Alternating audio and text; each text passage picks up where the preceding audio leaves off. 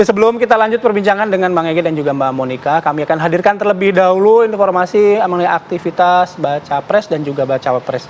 Ini yang pertama adalah Ganjar Pranowo yang menemui mantan Menteri Kelautan dan Perikanan Susi Pujiastuti di Pangandaran, Jawa Barat.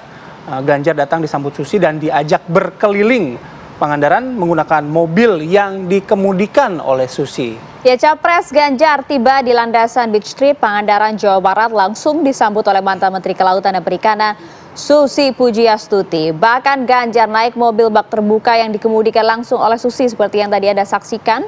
Keduanya pun sempat berkeliling di Pangandaran hingga tiba di kediaman Susi. Bahkan di kediaman Susi, Ganjar juga sempat diajak melihat galeri lukisan dan pesawat Susi Air. Usai itu keduanya berbincang di beranda rumah, bahkan hingga menjelang siang pun Susi juga sempat mengajak makan siang Ganjar Pranowo.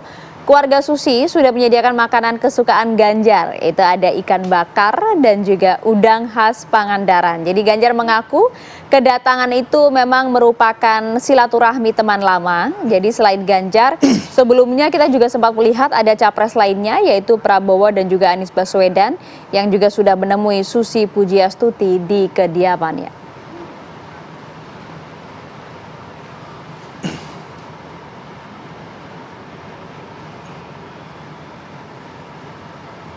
Ya, sementara itu bakal calon presiden dari Koalisi Perubahan untuk Persatuan, Anies Baswedan, pemirsa menghadiri acara Maulid Nabi dan juga Hall Qutbil Anfas Al-Habib Umar bin Abdurrahman Al-Atos di wilayah Jakarta Selatan kemarin.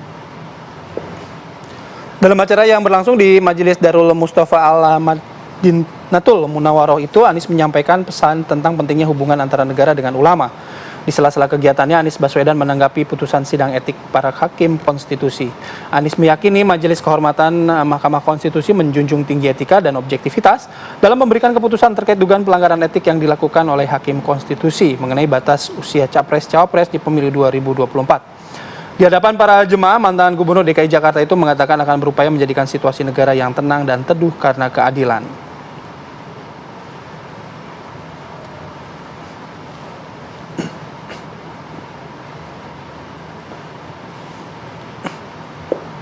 Ya, sementara itu Prabowo Subianto mendampingi Presiden Joko Widodo menghadiri rapat kerja nasional Lembaga Dakwah Islam Indonesia atau LDII di Jakarta.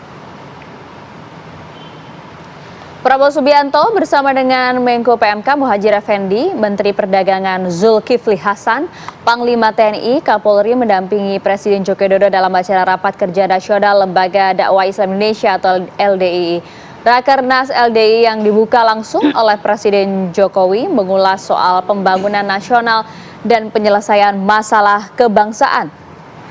Prabowo menilai LDII memiliki buatan budaya, olahraga yang juga telah kuat mengakar. Sementara itu Prabowo yang juga capres dari Koalisi Indonesia Maju enggan mengomentari soal sidang etik Majelis Kehormatan Mahkamah Konstitusi.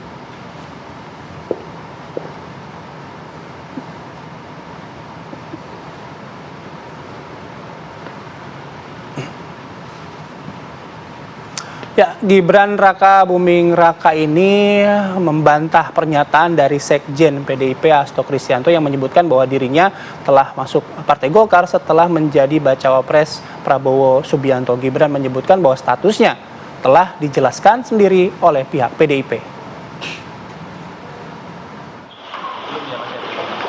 Tidak ada pembicaraan seperti itu. Oke. Bu Khofifah kan sudah jadi masuk PTKN, masuk. Ada rencana masuk PTKN, Mas Bu Khofifah. Gubernur Jawa Tengah, Jawa Timur. Ya, lihat saja nanti ya. Mas, tapi status Mas Wali sendiri saat ini di partainya apa sih, Mas? Ini kan sudah dijawab Mbak Puan, sudah dijawab Pak Hasto, sudah dijawab Pak Komarudin. Kalau di PDIP kan sudah tidak ada, sudah pamit. Kalau sekarang apakah akan berlabuh ke Golkar atau seperti apa? Belum ada pembicaraan seperti itu.